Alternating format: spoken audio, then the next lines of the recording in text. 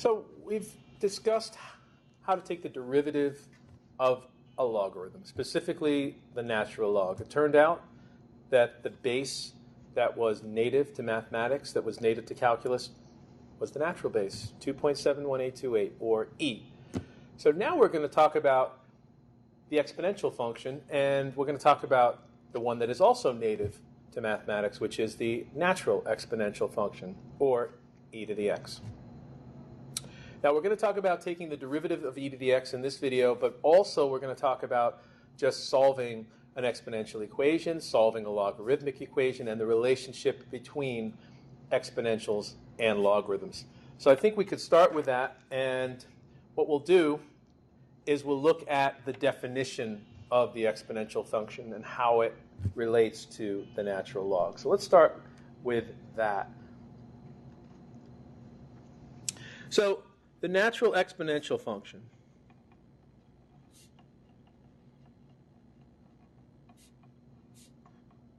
here it is, f of x.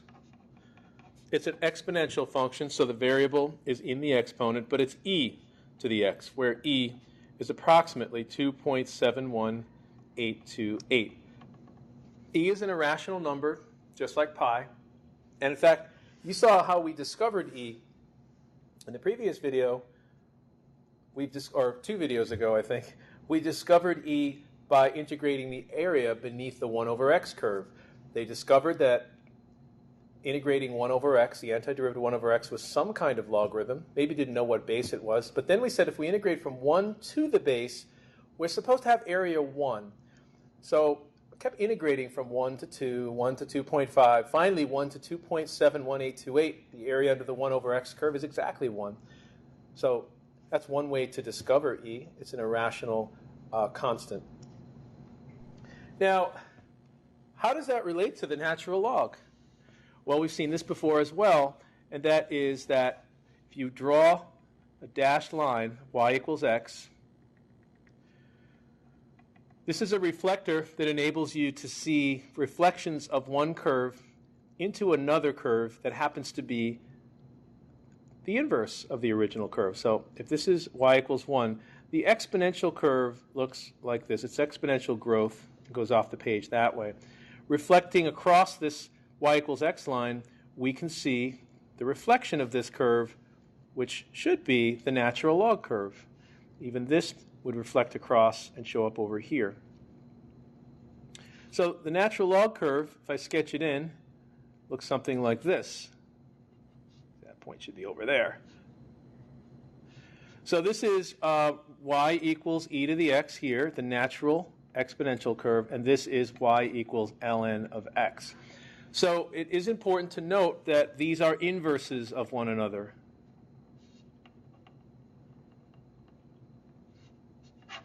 One is the inverse of the other. Now the next thing we like to do is solve an exponential equation. Before we solve an exponential equation, though, what I would say that we should be able to look at, hang on a second here, is the relationship, because of this inverse relationship, if it's true that y equals e to the x is the original function, then the inverse of that, we should see a reversal of x and y, would be x equals e to the y, which should be equivalent to this. Because you're supposed to solve for y. Well, it's actually pretty difficult to solve for y in this particular case. But we see that y equals ln of x is the inverse, so this should become that. Now, that shows some connection between the exponential function and the logarithmic function. You notice that the x here appears over there. You notice the y here appears over there. And this is a natural base. Let me show you there's a direct correlation between logarithms and exponential functions. If you had a logarithmic function, y equals log, actually, let me do it the other way. Let's do x equals log base b of y. Now, I prefer to write it this way because x, like for exponent, because the answer for a logarithm actually is an exponent. So x for exponent is log base b of y. You can reorganize this as an exponential, and they're equivalent, as they are here. Now, I know this is not equivalent with that. These are opposites of one another. They're inverses. But these two should be equivalents. So what used to be an exponent over here becomes the answer for the logarithm. So here is the connection between a logarithm and an exponential. These two are interchangeable. So e to the x for exponent, the answer for a logarithm is an x for exponent, log base b. And in fact, this should be base b as well. Base b, b to the x equals y. I went right to base e right away. So these are interchangeable with one another. So in other words, if I said x equals log base 10 of 1,000, we could rewrite that. We'd label this as my x location. This is my b location. This is my y location. And if I reorganize it as an exponential, I should be able to solve this. So instead of writing it this way, let's write it this way. B for base. Well, today it's not base e, it's base 10. X for exponent. That is x unknown. And y for my argument equals 1,000. Well, clearly we can solve this because I could write this as 10 to the x is 10 to the third power, because that's 1,000, and therefore x equals 3.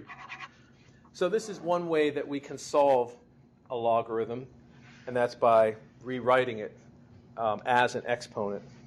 So that's certainly one approach to solve a logarithmic equation. But I want to solve an exponential equation. Let's take a look at a few examples of an exponential equation and how we would solve those. Let's say we had 3 equals e raised to the x power. The answer is right here. It's an exponent. That's hard.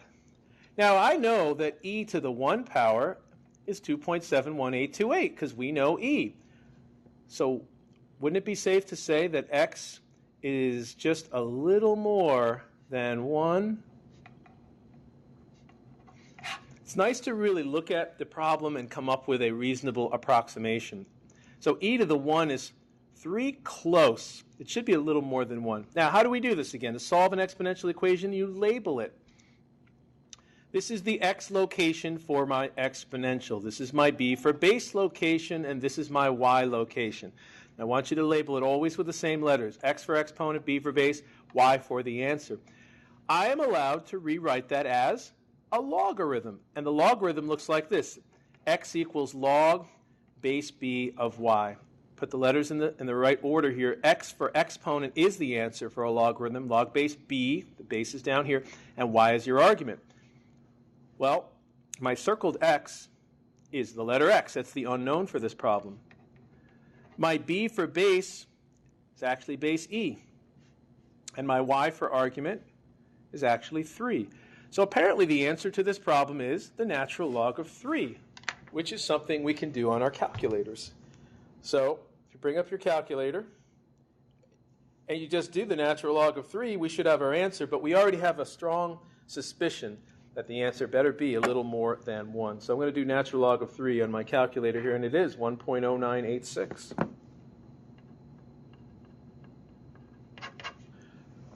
So that's certainly one good way to solve an exponential equation. Rewrite it as a logarithm. That certainly works pretty well. Let's try a couple more of those. This is before we actually get to do calculus. I want to be able to solve an exponential equation. So let's really mix this one up here. I'm going to say 2 e to the 2x plus 1 minus 4 equals 10. Solve for x. That's a hard problem. The x is really parked up in the corner here. And the first thing I would do is rewrite the problem so that it looks like this, a pure exponential. Now to do that, I would add 4 to both sides. Now we're getting closer. Next step, divide both sides by 2. And now it does actually look like the model. B for base. x for exponent and y for the answer for the exponential. B to the x equals y. There should be nothing in front of your exponential. There shouldn't be anything else added or subtracted. It should just be b raised to the. Now, you notice this x and that x are different. They're not really the same x. This is just a location marker so that I can rewrite it as a logarithm. X equals log base b of y. So pretty much the same pattern every time. B to the x is y.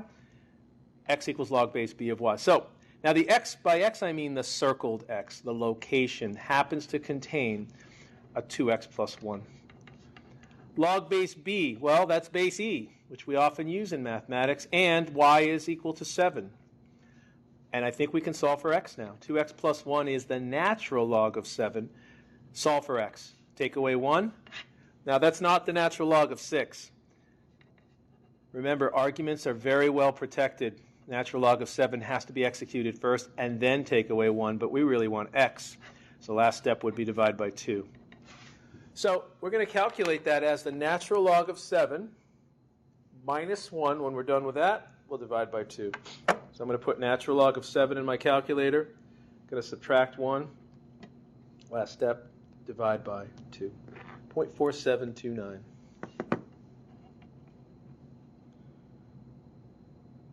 We'll say approximately equal to 0.73. Now, of course, you could check this answer, and the way to check the answer would be to plug it all the way back up here to make sure that everything tallies up to be 10 on that side. So that's solving an exponential equation. Solving a logarithmic equation, we basically do that in reverse. What if I had something like this?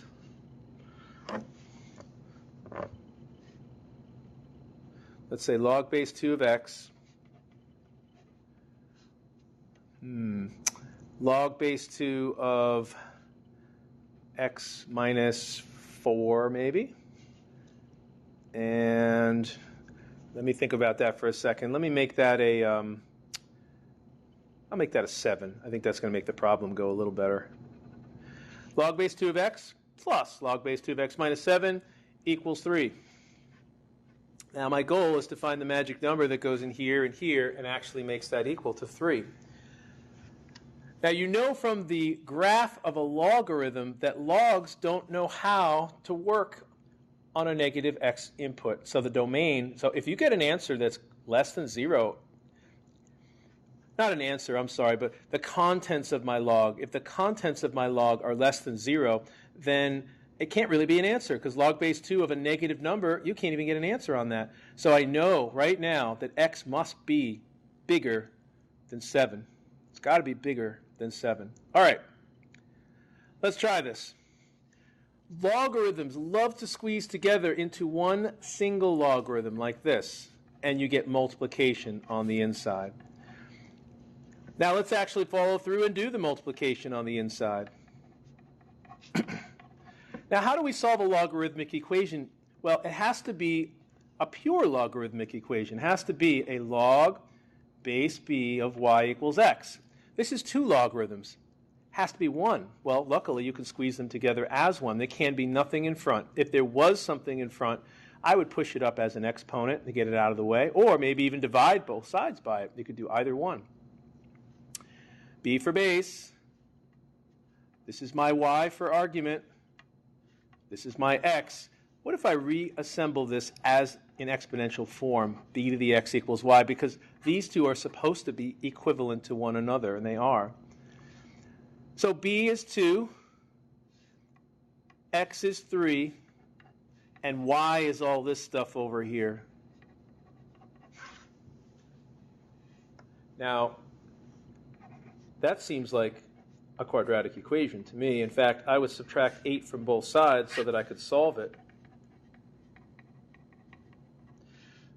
because I can factor that.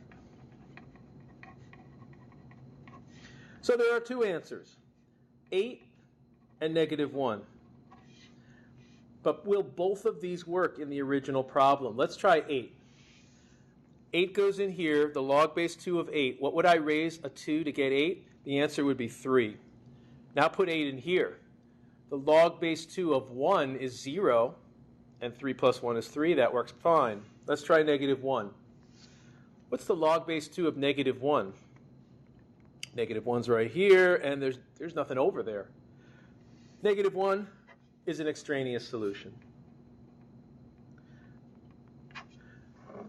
So you've seen now how to solve exponential equations. You've seen how to solve logarithmic equations. Now what I'd like to do, and that's not calculus necessarily, I'd like to look a little more carefully at the derivative of the natural exponential function.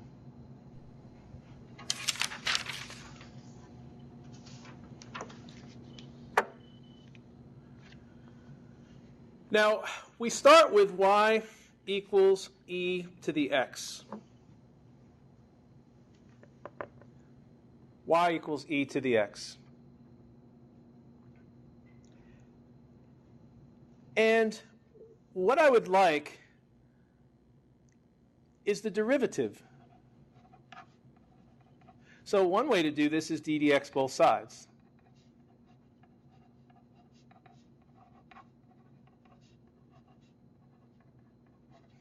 So what is dy dx? Dy dx is, well, the derivative of e to the x. Well, exactly. That's what we're trying to learn. We don't know what that is yet. We're not sure what that is yet. Well, let me try something here. What if I labeled this? This is my b for base. This is my x for exponent. This is my y. What if I decided to rewrite this as a logarithm? I mean, absolutely equivalent. It's not that I'm going to write it as the inverse. It's actually equivalent when you reassemble into a logarithm with these letters. So we get the log base b of y equals x. In other words, log base e of y equals x. In other words, the natural log of y equals x. Now, what's curious about this is that this curve and this curve are identical. So the dy dx for the original exponential is the same as the dy dx for this logarithm curve down there somehow. Now, what I want to do next is find dy dx, and I'm going to do it on the logarithmic version. The problem is I can't really solve for y. Well, I suppose if I did solve for y, there it is, right? But it's hard to solve for y here. So what I'm going to do is I'm just going to d dx both sides in place. Let's d dx the left side. Let's d dx the right side. I think we can do this. We don't need to know the derivative of e to the x to do this. And that's because you know the derivative of the natural log. Okay, check off the natural log. We know the derivative of natural log. It is 1 over argument. The argument happens to be y. Chain rule dictates that you reach inside, you check off the letter y, because you have to d dx the letter y. What is that going to look like? D dx the letter y is dy dx, which happens to be the very thing you're seeking. That's the prize. Now, d dx x, derivative x is 1. And the prize is right here. Let's get the y out of the way. Multiply both sides by y. So what is the derivative? What is dy dx after all? Well, that's an interesting result. It says dy dx is y. The thing about it, when you take a derivative, if you can rewrite it in terms of x, that's generally what we want, because dy dx is supposed to be, well, sometimes a function of x. In this case, it is a function of x. In fact, it says dy dx equals y. Let's go back to what y actually is. It's right there. Y says, if you ever see a letter y, you can replace it with e to the x. So what is dy dx?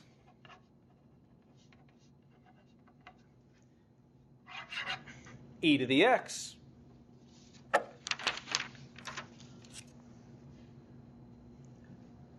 So I'm going to begin to refer to e to the x as e for easy.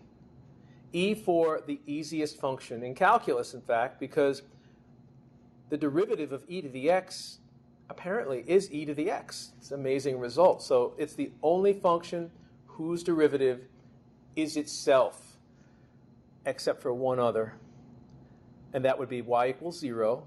The derivative of 0 is 0. That's the only other one. So the derivative of e to the x is e to the x. So it's a very interesting result. And now that we know that, we have added a new derivative to our toolkit. So as of now, you can take the derivative of just about everything, including natural logs. We know we've added that to your toolkit. But now you can take the derivative of an exponential, but only the natural exponential, the e to the x function. So let's investigate now that we know the derivative of the exponential function. Can we take the derivative of functions like this?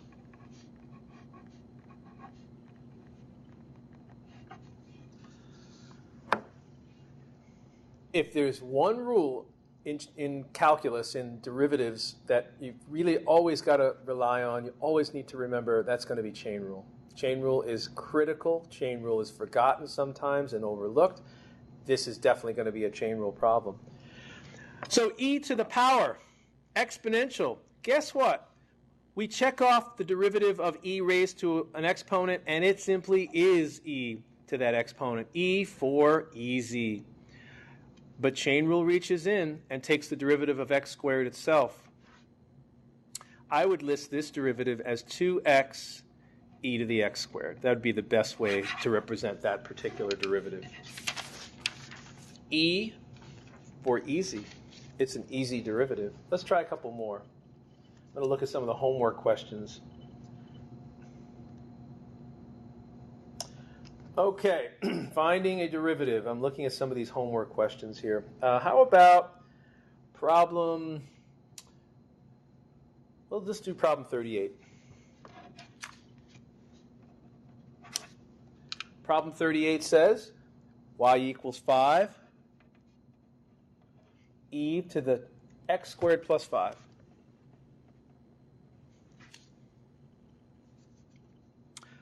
Let's do y prime.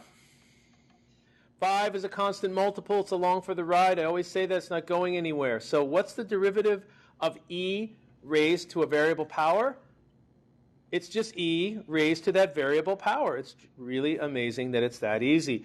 What's the derivative of x squared plus 5? 2x. What's the overall derivative, therefore? Here it is.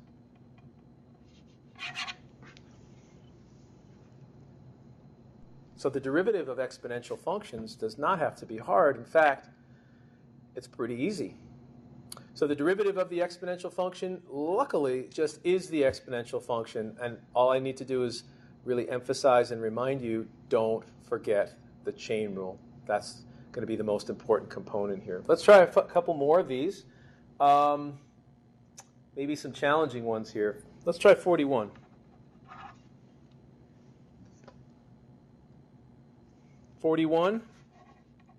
Y equals x cubed times e to the x. We remember what to do here. That's a product. So build your table. Don't forget f prime is 3x squared. Take the derivative. Build your table. G prime is e for easy. Actually, the derivative of e to the x is itself. So now we mix and match with f prime g plus f g prime. And what do we get? F prime is 3x squared. G is e to the x. F is x cubed. G prime is e to the x. And why not take out those common factors? X squared e to the x comes right out. And we have a 3 left plus an x. It's really a great idea to finish by factoring because oftentimes we set derivatives to 0. And if we set this derivative to 0, you will realize that minus 3 is definitely one of our critical numbers. X equals 0 is also a critical number. Okay, let's try a couple more. Here's an interesting one. Problem 39. Here they're mixing two functions together. In fact, e to the x and natural log of x together, but I can see that it's a product. By the way, they do not multiply and become 1. They do not cancel each other out. In order to cancel each other out, the natural log of x would have to be right here as the exponent. So we have to list this as our f, list this as our g. Now f is e to the x. F prime, e for easy, is also e to the x, so easy. G is the natural log of x. Don't forget your derivative of your natural log, which is 1 over x. Mix and match together, f prime g plus fg prime. So that's e to the x times g plus f, that's e to the x again, times g prime. So we could do a number of things with this problem, but oftentimes it's smart to put your derivative together as one fraction. So I would most likely multiply x and x here, and I would get x e to the x ln of x on top, plus just e to the x all over x. It is also smart to factor, so the e to the x comes out as a common factor.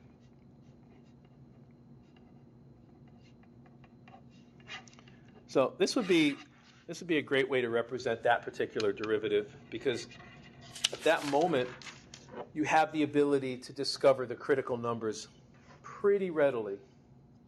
Remember critical numbers?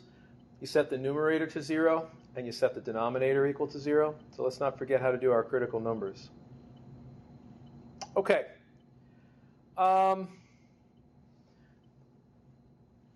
Let's in fact do that. So I want to work on the example that they've showed here, and that is locating a relative extrema for x e to the x. So f of x is x times e to the x. Here's my f, here's my g. It's a product. You have no choice. You've got to do the product rule, but man, they gave you a nice, easy derivative here. It's itself. So put it together. Let's do f prime, which is really the little f prime g plus fg prime, and we're going to get f prime g plus f g prime. Okay, let's discover our critical numbers. So f prime, the big F prime, is really e to the x plus x e to the x. Now, there are no fractions to get together, but there certainly is a common factor, e to the x itself. Bring it out front, and you have 1 plus x. And so you want to set this to 0 and also undefined. But it will never be undefined, so only equal to 0. X equals -1 is a critical number. Now, it turns out that it's a relative minimum. And the way to know that it's a relative minimum would be to sample the second derivative at -1. So you'd have to do a little more work here to get your second derivative. And you will discover that the second derivative evaluated at -1 is positive. That means you're in a region of positive concavity. That means your critical number is a relative minimum. Well, it would be nice to look at the graph of x e to the x to see if we really got that right. So I'm going to bring up Wolfram Alpha on the computer here, and let's see if we can graph this.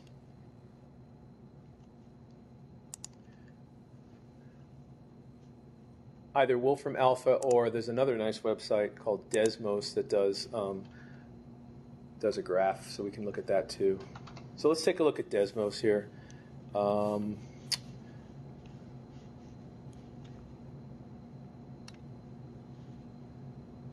Okay.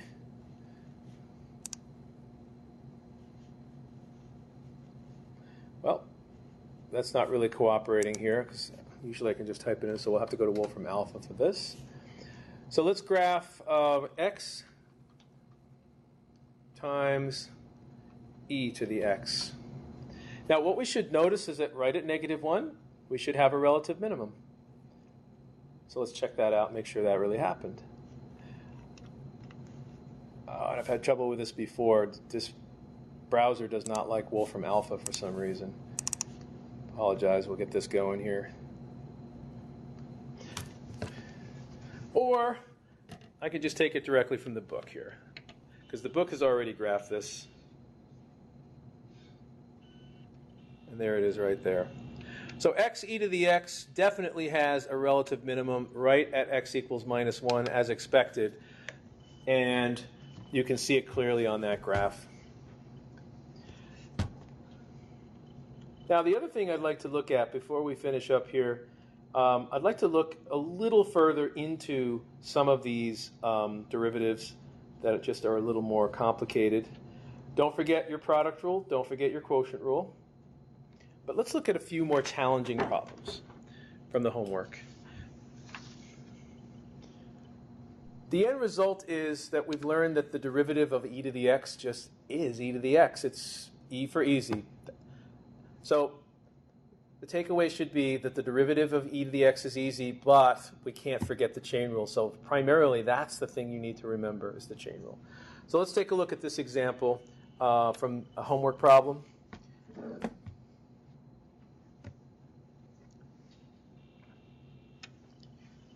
Here's a good one, number 45. I'd love to look at that one. 45 says y equals the natural log of 1 plus e to the 2x. Now, you can't use the properties of natural log here because we do not have a method of breaking up a natural log with addition on the inside. You cannot move this exponent because the exponent has to apply to the entire package if you want to move it out front. I don't think we want to move that out front anyway because that's going to cause you to have to do the product rule. Let's just do this derivative directly. Y prime. Derivative natural log, we've learned that. It's 1 over argument, the whole thing. Now, the derivative of what's inside. The derivative of 1 is 0, but the derivative of e to the 2x is e to the 2x. That's chain rule, always goes on top. And let's not forget something. We got to do the derivative of 2x, which is 2.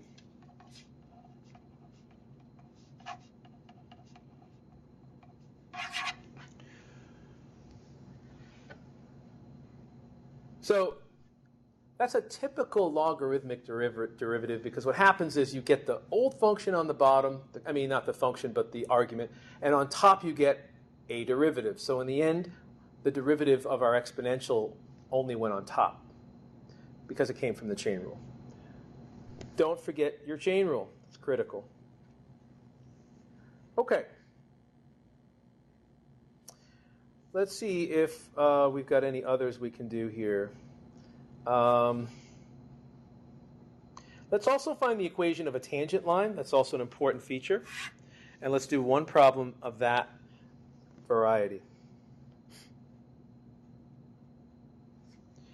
Problem number 58 says y equals e to the minus 2x plus x squared. And I would like the full equation of the tangent line at 2, 1. Now, the first thing you ought to check out here is make sure that 2, 1 is even on your curve. It wouldn't make a lot of sense to put a point that's not even on your curve. So here's my x. This better be my y. So 2 goes in. I get 4. Minus 4 is 0. E to the 0 is indeed 1. This is definitely a problem we can do. What's y prime?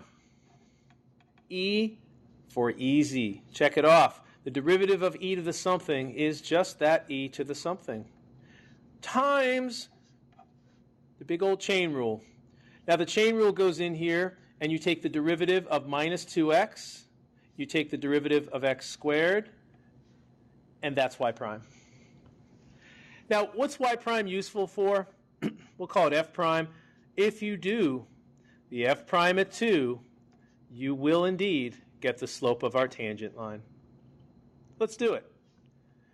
The f prime at 2 is e to the minus 2 times 2 plus 2 squared multiplied by minus 2 plus 2 times 2.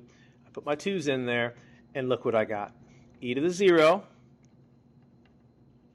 which is 1, times 2, which is 2. So guys, we have our slope of our tangent line. It is 2, and that's a slope. And this is a point, x1, y1. I need a line that possesses this slope and has that point. That would be point-slope form. Remember doing this? So y minus y1 is 2 times x minus x1. Y minus 1 is 2x minus 4, add 1, y equals 2x minus 3 is the equation of the line that we seek. Now it would be great to visualize this. And to visualize it, we're going to use Wolfram alpha. And what I can do here is I can plot both curves. Let's plot the original curve. We'll plot the exponential curve, and we'll also plot the line. So let's go back to Wolfram alpha. This time we'll make it work, I hope. And what I want to do is plot two curves. We're going to plot y equals e raised to the minus 2x plus x squared, and y equals 2x minus 3, the hopeful tangent line. So it should work out for us here. And look what we found. It's a tangent line. You can see that it does touch the curve at 2, 1 as indicated. And I think if we change the scale a little bit, maybe you can even see it more clearly. So we'll do from x equals negative 1 to about 4. And we'll do y equals negative 2 to 4, or something like that. So just want to take a closer look to see that it really indeed is a tangent line. Very clear, very, very clear that that's a tangent line. It's a tangent line right at y equals 1. Y equals 1, x equals 2. See, I'm lining up on the tangent point right there. Though there's little question we did get that one right.